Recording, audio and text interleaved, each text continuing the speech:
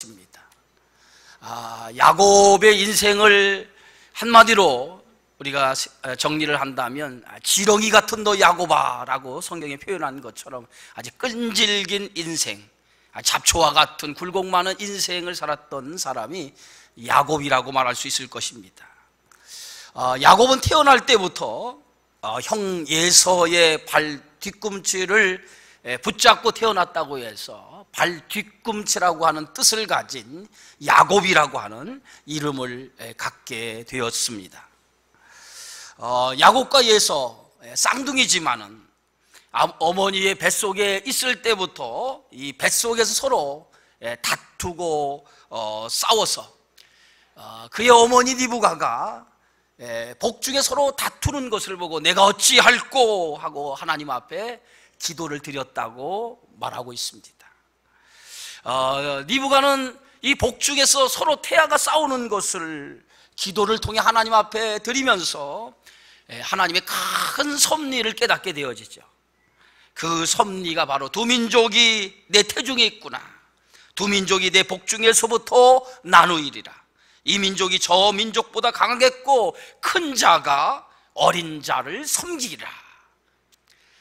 복중에 서로 싸우는 다투는 그것을 느끼고 어머니 리브가는 하나님 앞에 어찌 이런 일이 있을까라고 하나님 앞에 기도했더니 하나님께서 이렇게 두 아이가 복중에 다투는 건 두 민족이 복중에서부터 나누이고 그리고 이 큰 자가 어린 자를 섬기겠다고 하나님의 섭리와 계시를 어머니에게 알려주게 되어지죠. 이제 야곱과 예서가 장성하게 되어집니다. 예서는 이제 자기 인생에서 크나큰 실수를 범하는 그러한 사건이 하나 일어나게 되어지죠. 예서는 장자로 태어나서 그의 기질이 아버지의 성격을 꼭 닮은 그러한 자식이었습니다. 그리고 그 반대로 야곱은 형 발뒤꿈치를 붙들고 태어난 이 야곱은 반대로 어머니의 기질을 닮아서 차분한 그런 성격을 가지고 주로 장막에 거주하는 사람이 되었습니다. 이삭은 자기를 닮은 그런 예서를 사랑하고 좋아했습니다. 그리고 어머니 리브가는 야곱을 사랑했습니다. 이삭은 자기 기질을 닮은 그런 예서가 사냥터에 나가 짐승을 잡으면 그 사냥한 고기를 음식으로 만들어 먹는 것을 가장 좋아했습니다. 하루는 예서가 이제 사냥을 나가게 되어지죠. 그리고 야곱은 조용한 성격처럼 집에서 죽을 쓰고 있었습니다. 사냥에 나간 그 형 예서가 이제 사냥터에 돌아오는데 아주 피곤해 지친 몸을 가지고 사냥터에 돌아옵니다. 그런데 집에 돌아오는데 집에서 아주 구수한 냄새가 나기 시작합니다. 사냥터에 하루 종일 나가서 그 짐승을 잡으려 했었던 이 예서는 허기진 배를 안고 돌아왔는데 이 아주 고소한 냄새가 자기 코를 진동하는 것을 느끼고 그 고소한 냄새가 나는 곳을 가봤더니 야곱이 맛있는 죽을 쓰고 있었던 것을 보게 되어집니다. 예서는 그 야곱에게 나에게 죽을 한 그릇 좀 줬으면 좋겠다라고 죽을 달라고 청합니다. 그때 야곱은 순수하게 그 형 예서가 지금 피곤하여 그리고 허기진 배를 안고 와서 죽을 달라고 하는 그 요청에 야곱은 한 가지 제안을 합니다. 형이 가지고 있는 장자권을 나에게 주면 내가 이 죽을 형에게 주겠습니다 하고 거래를 요청을 합니다. 오늘 창세기 25장 31절에 보니까 야곱이 이르되 형의 장자의 명분을 오래 내게 팔라. 예서가 가지고 있는 형 예서가 가지고 이 장자라고 하는 이 명분을 나에게 이 팥죽 한 그릇으로 바꾸자고 제안을 합니다. 그때 이 예서는 허기진 배 때문에 내가 가지고 있는 장자의 명분이 무슨 이 상황에서 유익하냐 하고 그 야곱에게 자기가 가지고 있는 장자의 명분을 넘겨주고 맙니다. 죽 한 그릇, 아무것도 아니었어요. 그러나 야곱은 이 죽 한 그릇을 가지고 자기가 갖고자 하는 장자의 명분을 얻게 되어졌고, 예서는 죽 한 그릇으로 자기가 가지고 있는 장자의 명분을 야곱에게 넘겨주고 말았습니다. 그런데 성경은 이 사건을 이렇게 기록하고 있습니다. 창세기 25장 34절에 예서가 장자의 명분을 가볍게 여겼다라고 말하고 있습니다. 죽 한 그릇 이 장자의 명분을 바꾼 이 사건이 예서에게 있어서는 이 장자의 명분을 가볍게 여기는 행동이었다는 거예요. 그런데 이 명분을 가볍게 여긴 이 행동 하나가 그 두 사람의 인생을 완전히 바꿔놓게 되어졌다는 거예요. 이삭이 이제 나이가 많아, 아버지 이삭이 나이가 많아 죽을 때가 되었습니다. 그때 이삭은 가장 사랑하는 아들 예서를, 장남 예서를 불러다 놓고 이렇게 얘기합니다. 예서야, 이제 내가 죽을 때가 이제 멀지 않은 것 같다. 그러니 너는 내가 좋아하는 별미를 만들어서 나에게 가지고 오면 내가 그 별미를 먹고 힘을 얻어서 너에게 마음껏 내가 축복을 빌어주겠다라고 예서를 불러 그렇게 얘기합니다. 예서는 그 아버지의 그 요청을 듣고 사냥터에 나가 짐승을 잡아 맛있는 별미를 만들려고 사냥터에 나갑니다. 그때 이 예서에게 이삭이, 아버지 이삭에게 나눈 그 대화를 조용히 엿듣고 있는 사람이 있었어요. 그게 바로 그의 어머니 리브가였습니다. 리브가는 예서가 사냥터에 나가서 짐승을 잡아 맛있는 별미를 가지고 아버지에게 먹이고 그것으로 이 이삭이 마음껏 축복해 줬다고 하는 그 말을 듣고 예서가 나간 틈을 이용해서 야곱을 조용히 부릅니다. 야곱아, 지금 너의 아버지 이삭이 내 형 예서에게 이제 짐승을 잡아오도록 하고 그것을 통해 맛있는 별미를 만들어 먹고 복을 빌려고 하는데, 너는 이때를 이용해서 내가 대신 맛있는 음식을, 아버지가 좋아하는 맛있는 음식을 만들어서 아버지한테 내가 대신 들어가서 형 예서가 받을 그러한 복을 내가 대신 받기를 바란다 하고 어머니 리브가는 야곱에게 형 대신 아버지 앞에 들어가라고 얘기를 합니다. 그래서 야곱은 어머니가 시키는 대로 그 맛있는 별미를 만들어서 아버지에게 들어가죠. 그래서 아버지가 좋아하는 맛있는 별미 음식을 만들어 왔습니다 라고 아버지가 얘기하자, 이 이삭은 아니 내가 금방 조금 전에 맛있는 음식을 만들어 오라고, 사냥터냐 짐승을 잡아서 만들어 오라고 했는데 벌써 내가 짐승을 잡아왔느냐, 이렇게 야곱의 말을 듣고 그렇게 얘기합니다. 그런데 목소리를 들어보니까 그 목소리가 누구예요? 야곱이었어요. 어찌 좀 이상하다, 내 목소리를 들어보니까 이거 예서의 목소리가 아니라 야곱의 목소리 아니냐, 가까이 와봐라.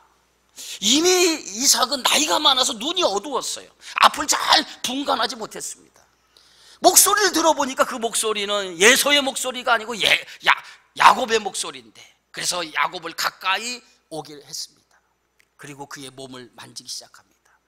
그런데 이미 야곱의 몸은 예서의 몸처럼, 예서는 남자다운 기질을 가지고 있기 때문에 그의 몸은 온 몸에 털로 북실북실한 그런 털을 가지고 있었어요. 그래서 어머니는 이미 야곱을 예서의 모습으로 분장을 시켰습니다. 짐승의 가죽을 벗겨서 그의 몸에 이렇게 털이 북실한 것처럼 변장을 시켰어요. 이삭이 그의 몸을 만져보더니 야, 목소리는 야곱인데 어찌 네 몸을 만지니까 예서가 틀림없구나. 그러면서 그 어머니 리브가가 만들어진 그 음식을 맛있게 먹습니다. 그리고 힘을 얻어서 복을 빌기 시작합니다. 이제 형이 받아야 할 그 축복을 야곱이 아버지를 속이고 예서를 속여서 결국은 자신이 그 아버지로부터 축복을 받게 되어지죠. 조금 후에 사냥터에 이제 예서가 돌아옵니다. 맛있는 별미를 만들어서 아버지 이삭에게로 들어가서 아버지, 제가 짐승을 잡아 맛있는 별미를 만들어서 아버지께 가져왔습니다. 이것을 먹고 힘을 얻는 대로 저에게 축복해 주십시오 라고 얘기했는데 이미 기차는 지나가 버리고 말았어요. 조금 전에 들어온 사람은 누구냐? 바로 야곱이 대신 예서가 받아야 할 축복을 가로챈 후였습니다. 이 사건 이후에 야곱과 예서는 형제지간의 원수가 되어지고 맙니다. 어떻게 보면 야곱이 형 예서를 속여서 된 일이지만은, 그러나 정확하게 말하면 일찍이 팥죽 한 그릇, 죽 한 그릇으로 장자의 명분을 가볍게 여긴 예서의 운명이 이미 거기서부터 갈려졌고, 그것이 계기가 되어져서 이미 예서가 받을 축복을 야곱이 받게 되어졌다라고 하는 것이죠. 예서는 평생 잊을 수 없는 일을 야곱을 통해서 경험을 했습니다. 그래서 도저히 용서할 수 없다라고 하는 마음을 가지고 동생 야곱을 죽이려고 하죠. 이때에 야곱의 어머니 리브가는 형 예서가 야곱을 죽이려고 하는 것을 알고 어머니의 고향인 밧담 아람으로 야곱을 피신시키기로 결정을 합니다. 그래서 이 야곱은 하루아침에 형 예서의 눈을 피해서 어머니의 고향 땅인 밧담 아람이라고 하는 곳으로 피신해 갈 수밖에 없게 되어졌어요. 그런데 이때 야곱은 한 번도 형제와 부모, 고향을 떠나본 적이 없었습니다. 어쩔 수 없이 형 예서를 피해서 고향 땅을 떠나서 낯선 땅 밧담 아람으로 가야만 했습니다. 그런 야곱의 심정이 어떤 심정이겠습니까? 야곱은 형 예서를 피해서 지금 고향을 떠나지만은 떠나는 자기가 과연 내가 다시 이 땅으로 돌아올 수 있을까? 형이 받아야 될 복을 대신 내가 받기는 받았는데 그 복이 나에게 임할 수 있을까? 미래에 대한 걱정과 두려움을 가지고 그는 고향 땅을 떠나게 되어집니다. 저는 오늘 2018년을 마감하고 2019년을 출발하면서 저는 이 고향 땅을 떠나게 되어지는 야곱의 심정처럼 새로운 미래, 과연 어떻게 2019년 우리의 삶에 어떤 미래가 펼쳐질 것인가, 두려움과 또 걱정과 기대 속에서 한 해를 출발하는 그러한 야곱의 심정과 같다라고 생각이 되어집니다.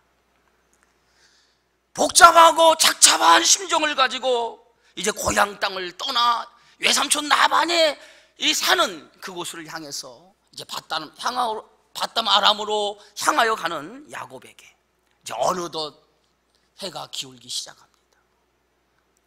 야곱은 해가 기울자 전혀 의도하지 않는 곳에서 하룻밤을 보내게 되어지죠. 창세기 28장 10절과 11절에 성경은 이렇게 말하고 있습니다. 야곱이 브엘세바를 떠나 하란으로 향하여 가더니 한 곳에 이르러 해가 진지라. 거기서 유숙하려고 돌을 가져다가 베개로 삼고 거기 누워 자더니 예삼촌이 사는 밧담 아람으로 가는 과정 속에 해가 져서 어느 한 곳에 도착을 하게 되어집니다. 그래서 어쩔 수 없이 그곳에서 돌을 주워다가 베개로 삼고 하늘을 지붕 삼아 하룻밤을 잠을 청하게 되어집니다. 낯선 곳, 아무도 없는 황량한 벌판. 야곱의 심정이 어떤 심정이겠습니까? 마음은 착잡하고 자신의 미래에 대한 두려움이 가득 차 있는 이러한 때에 해가 져서 어쩔 수 없이 이 밤에 황량한 사막 같은 밤에 잠을 지새울 수밖에 없는 야곱. 그 밤에 잠이 오겠습니까? 야곱은 이리 뒤척 저리 뒤척 하다가 한참을 걸려서 잠시 잠을 자게 되어집니다. 그런데 그 밤에 잠시 잠을 청하게 되어지는데 잠시 잠을 청하는 그때에 야곱은 꿈을 꾸기 시작합니다. 창세기 28장 12절에 이렇게 그 꿈이 기록되어 있습니다. 꿈에 본즉 사닥다리가 땅 위에 서 있는데 그 꼭대기가 하늘에 닿았고 또 본즉 하나님의 사자들이 그 위에서 오르락 내리락 하고 꿈을 꾸었는데 그 꿈 속에서 사닥다리가 땅 위에 서해져 있는데 그 꼭대기가 하늘에 닿은 꿈을 꿨는데 그 사닥다리 위에를 하나님의 사자가 오르락 내리락 하는 그런 꿈을 꾸게 되어집니다. 그런데 그 꿈에 이어서 이제 야곱에게 하나님의 사자, 하나님의 음성이 들리기 시작합니다. 창세기 28장 13절에 보니까 또 본즉 여호와께서 그 위에 서서 이르시되 나는 여호와니 너의 조부 아브라함의 하나님이요 이삭의 하나님이라. 내가 누워있는 땅을 내가 너와 내 자손에게 주리니 내 자손이 땅에 티끌같이 되어 내가 서쪽과 동쪽과 북쪽과 남쪽으로 퍼져나갈지며 땅의 모든 족속이 너와 내 자손으로 말미암아 복을 받으리라. 잠시 꿈을 꿨는데 그 꿈 속에서 하늘과 땅의 사닥다리가 놓이고 거기에 하나님의 사자가 오르락내리락 하는 것을 보는데 거기에 하나님의 음성이 들리기 시작하는데 그 음성이 어떤 음성이었습니까? 야곱과 그의 후손에게 내가 누워있는 이 땅, 내가 잠자고 있는 이 땅을 너와 너의 후손에게 주겠다. 그리고 너의 자손이 번성하여 동서남북으로 퍼져가며 땅의 모든 족속이 너와 너의 후손을 통해서 복을 받게 될 것이라고 하는 그 약속의 말씀을 그 꿈에서 듣게 되어집니다. 그리고 또 한 가지 그 말씀과 더불어 야곱에게 또 한 가지 하나님이 말씀합니다. 창세기 28장 15절에 내가 너와 함께 있어 내가 어디로 가든지 너를 지키며 너를 이끌어 이 땅으로 돌아오게 할지라 내가 내게 허락한 것을 다 이루기까지 너를 떠나지 아니하리라. 착잡하고 두려운 심정으로 형 에서의 눈을 피해 고향 땅을 떠나는 야곱, 과연 형 에서를 대신하여 아버지의 축복을 받았지만 내 미래가 어떻게 될 것인가, 과연 이 복이 이루어질 것인가 라고 하는 그러한 미래에 대한 불안한 마음으로 두려운 마음으로 고향 땅을 떠난 야곱에게 해가 져 하룻밤을 이유하는데 그 밤에 꿈을 꾸게 되어지고 그 꿈 속에서 하나님의 모습을 보게 되어지고 그리고 하나님의 음성을 듣게 되어지는데 그 음성 가운데 하나님께서 야곱이 약속한 세 가지 약속을 야곱이 듣게 되어집니다. 내가 너와 함께 하겠다. 내가 너와 함께 하겠다.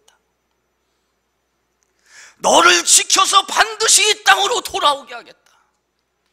그리고 내가 약속한 것을 다 이루기까지 내가 너를 떠나지 아니하겠다.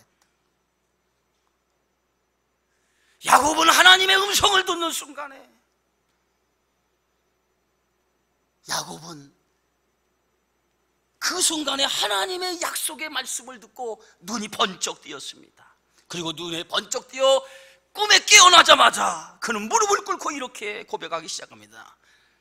야곱이 꿈에서 깨어 이르되 여호와께서 과연 여기 계신 것을 내가 알지 못하였도다. 하나님이 여기 계신 것을 내가 알지 못했다고. 꿈을 꾸어서 그 꿈을 깨자마자 하나님이 여기 계신 것을 내가 알지 못했다라고 그는 무릎을 꿇고 고백하기 시작합니다.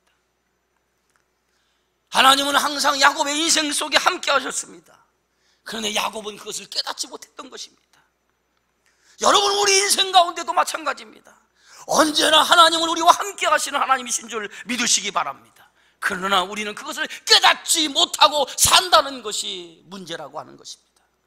기쁠 때, 슬플 때, 외롭고 힘들 때 모든 순간순간마다 언제나 하나님은 우리와 함께 하시는 하나님이라고 하는 거예요. 그러나 우리는 그것을 깨닫지 못할 때가 너무도 많다고 하는 것입니다. 야곱은 혼자가 아니었습니다. 베델에서 꿈을 꾸기 전까지는 야곱은 자신이 혼자인 줄 알았습니다. 이 황량한 벌판에 자기 혼자 덩그러니 남아있는 것이라고 생각했습니다.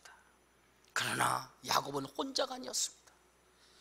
예삼촌 라반의 집을 향해 가는 그 길에 하나님은 야곱과 함께 하셨고 하룻밤을 유숙한 그 황량한 벌판 속에서도 하나님은 야곱과 함께 하셨다라고 하는 것입니다. 언제나 하나님은 야곱과 함께 하셨는데 야곱은 그것을 깨닫지 못했다고 하는 거예요. 과연 하나님이 여기 계시거늘 내가 알지 못하였도다. 야곱이 두려워한 것은 언제입니까? 자기 혼자라고 생각할 때 야곱은 두려움을 갖게 되어졌습니다.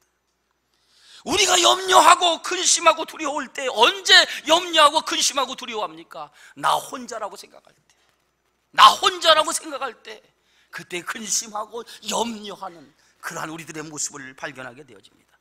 그러나 사랑하는 성도 여러분, 우리는 혼자가 아니라고 하는 사실입니다. 언제나 하나님이 우리와 함께 하신다라고 하는 사실을 여러분 기억하시기를 주의 이름으로 축원합니다. 과연 하나님이 여기 계시거늘 내가 알지 못했다라고 오늘 야곱이 고백한 대로 언제나 하나님은 여러분과 함께 하신, 그 하나님이 여러분과 함께 하시는 것을 믿으시기 바랍니다. 야곱은 꿈을 통해서야 하나님이 자신과 함께 하심을 알았습니다. 한 번은 예수님이 제자들과 함께 배를 타고 갈릴리 호수 건너편으로 건너가고 있었습니다. 예수님은 너무 피곤하여서 배 고물에서 잠을 자고 있었고, 제자들은 한가로 이야기를 나누면서 이제 호수 건너편을 향해 가고 있었습니다. 그런데 갑자기 광풍이 불기 시작하더니 그 파도가 일면서 그 파도로 인해서 그 물결이 사나워지기 시작합니다. 사나워진 물결이 드디어 예수님과 제자들이 탄 배에 물을 가득하게, 이제 물이 침범하게 되죠. 배에 가득하게 물이 고이게 되어집니다. 얼마 안 있으면 그 물로 말미암아 배가 가라앉을 위기에 놓이게 되어졌습니다. 제자들은 갑작스럽게 불어닥친 그 광풍과 바람으로 배에 물이 가득하게 차 있는 것을 보고 급히 고물에 잠을 자고 있는 예수님을 흔들어 깨우기 시작합니다. 선생님, 우리가 죽게 되었습니다. 선생님, 우리가 죽게 되었습니까? 우리를 돌아보시옵소서, 우리를 돌아보시옵소서 하고 예수님을 흔들어 깨우기 시작합니다. 아마 이 말은 선생님, 우리가 죽게 되었습니다 하고 우리를 돌아보달라고 하는 얘기는 그들의 믿음이 있어서 예수님을 그렇게 흔들어 깨운 것이 아닙니까? 아닙니다. 그들이 이렇게 예수님을 깨운 것은 이런 말이었습니다. 예수님이 지금 어떤 상황인지 아십니까? 한가로 예수님 잠을 자고 있을 때가 아닙니다. 지금 우리가 곧 죽게 되어 있는 절박한 상황입니다 라고 하는 짜증 섞인 말로 예수님을 흔들어 깨워 예수님께 그런 얘기를 한 것입니다. 예수님이 제자들이 흔들어 깨워보니 배 안에 물이 가득 고여 있었어요. 그것을 바라본 예수님께서 바다를 향해서 명령을 내립니다. 잠잠하라, 고요하라 하고 그 바다를 향해 명령을 내리기 시작합니다. 그랬더니 언제 바람이 불고 언제 물결이 일르느냐 하는 것처럼 순간 예수님의 명령 한마디에 그 거칠었던 바다가 잔잔해지고 바람이 멈추기 시작을 했습니다. 모든 상황이 종료가 되었습니다. 그리고 예수님이 제자들에게 이렇게 말씀합니다. 어찌하여 이렇게 무서워하느냐? 너희가 어찌 믿음이 없느냐라고 말씀하고 있습니다. 어찌하여 무서워하고 어찌하여 믿음이 없느냐? 제자들의 문제는 광풍도 아닙니다. 그 거친 풍랑의 문제도 아닙니다. 배물이 가득해서 죽게 된 것이 문제가 아닙니다. 저들의 문제는 믿음의 문제였다라고 주님은 말씀하고 있습니다. 어찌하여 믿음이 없느냐? 오늘 마가복음 4장 그 41절의 성경은 정확하게 제자들의 믿음에 대해서 이렇게 말하고 있습니다. 그들이 심히 두려워하여 서로 말하되 그가 누구이기에 바람과 바다도 순종하는가 하였더라. 그가 누구이기에? 제자들은 예수님이 누구인 걸 알지 못했다는 거예요. 예수님이 누구십니까? 하나님의 아들, 전능하신 하나님, 언제나 우리와 함께 하신 하나님, 그 하나님이 자기들과 함께하는 것을 몰랐다고 하는 사실이에요.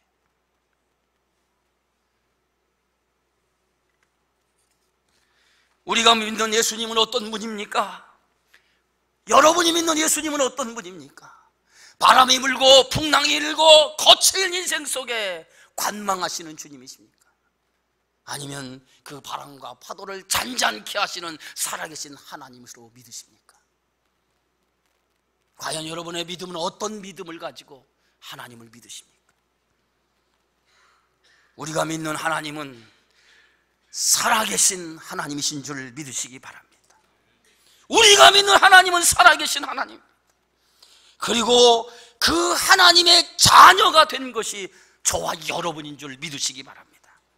그렇다고 하면 살아계신 하나님께서 우리 아버지 되시고 우리 아버지 되신 하나님께서 우리의 인생을 가는 그 길에 우리를 지키시고 보호하시고 인도해 주시지 않겠습니까? 그런데 우리가 왜 없냐 하십니까? 믿음이 없기 때문이라고 오늘 주님은 우리에게 말씀하십니다. 야곱은 꿈을 통해 창세기 28장 13절에 이렇게 고백합니다. 나는 여호와니 너희 조부 아브라함의 하나님이요 이삭의 하나님이라. 꿈을 통해 하나님께서는 아브라함에게 나는 너의 조부 아브라함의 하나님 이삭의 하나님이라고 하나님의 자기 자신을 드러내는 것을 보게 되어지죠. 조부 아브라함의 하나님, 아버지 이삭의 하나님이라고 하는 말씀은 무슨 의미를 갖습니까? 너의 하나님이 되신다라고 하는 의미가 되어진 줄 믿습니다. 너의 조부 아브라함의 하나님도 되고 너의 아버지 이삭의 하나님이 되지만은 그러나 너의 하나님도 되신다라고 하는 하나님의 말씀인 줄 믿습니다. 마태복음 6장 25절 26절에 성경은 이렇게 얘기합니다. 그러므로 내가 너희에게 이르노니 목숨을 위하여 무엇을 먹을까 무엇을 마실까 몸을 위하여 무엇을 입을까 염려하지 말라. 목숨이 음식보다 중하지 아니하며 몸이 의복보다 중하지 아니하냐.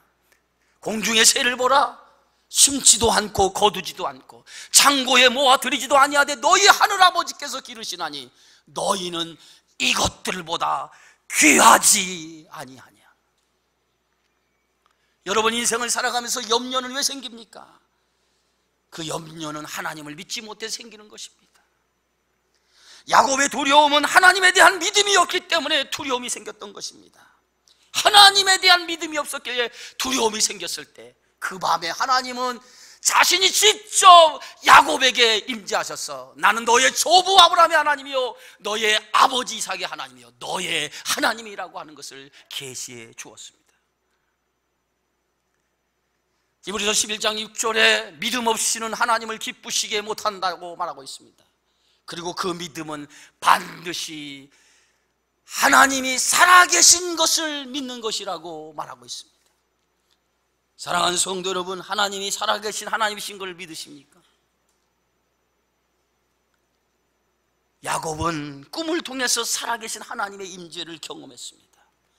그리고 그제서야 야곱의 입에서 이렇게 고백합니다. 창세기 28장 17절에 두렵도다 이곳이요 이곳은 다름 아닌 하나님의 집이요 이거는 하늘의 문이로다. 드디어 야곱의 인생 속에 하나님의 임재를 경험하고 나서야 야곱은 고백합니다. 이곳은 하나님의 집이고 하늘의 문이로다. 자신이 서 있는 곳 이곳이 하나님의 집이었고 하늘과 통하는 그러한 문이었다라고 고백하고 있습니다. 여러분이 서 있는 곳 그곳은 언제나 하나님의 집이요 여러분이 서 있는 그곳은 언제나 하늘과 통하는 문이 있음을 기억하시기를 주의 이름으로 축원합니다. 동서남북 사방이 가로막혔다 할지라도 여러분이 서 있는 곳은 하늘로 통하는 문이 있음을 기억하시고 2019년 한 해는 여러분 하늘을 통하는 문을 이용해서 주님을 만나시기를 주의 이름으로 축원합니다. 야곱이 아침에 일찍 일어나 베개로 삼았던 돌을 가져다가 기둥으로 세웁니다. 그리고 그 위에 기름을 붓습니다. 그리고 그곳 이름을 베델이라고 부르기 시작합니다. 창세기 28장 19절에 야곱이 일찍 일어나 베개로 삼았던 돌을 가져다가 기둥으로 세우고 그 위에 기름을 붓고 그곳 이름을 베델이라 하였더라. 이 성의 옛 이름은 누스더라. 원래 그 성의 이름은 누스라고 하는 곳이었습니다. 그런데 누스라고 하는 그곳의 이름을 야곱은 바꿔놨습니다. 베델이라고, 하나님의 집이라고 하는 뜻을 가진 베델이라고 그 이름을 바꿔놓습니다. 그리고 야곱은 그곳에서 하나님 앞에 소원을 하기 시작합니다. 창세기 28장 20절에서 오늘 22절까지 야곱이 소원하여 이르되 하나님이 나와 함께 계셔서 내가 가는 이 길에서 나를 지키시고 먹을 떡과 입을 옷을 주시어 내가 평안히 아버지 집으로 돌아가게 하시오면 여호와께서 나의 하나님이 되실 것이요, 내가 기둥으로 세운 이 돌이 하나님의 집이 될 것이요, 하나님께서 내게 주신 모든 것에서 10분의 1을 내가 반드시 하나님께 드리겠나이다. 야곱은 하나님 앞에 소원을 합니다. 사랑하는 성도 여러분, 한 해를 살아가면서 반드시 여러분이 기억해야 될 것이 있습니다. 하나님은 언제나 여러분이 서 있는 곳, 그곳에서 여러분과 함께 하신다는 사실입니다. 여러분이 서 있는 그 장소에서 언제나 하늘과 통하는 문이 있음을 기억하시기를 바랍니다.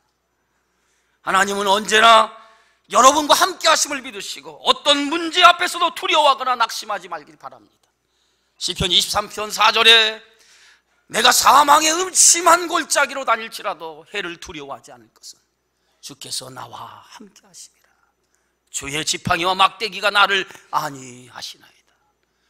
2019년 한 해도 주의 지팡이와 막대기가 여러분을 지키시고 안위하시는 줄 믿으시기 바랍니다. 어떤 상황, 어떤 순간에서도 주님의 약속을 떠오르시기 바랍니다.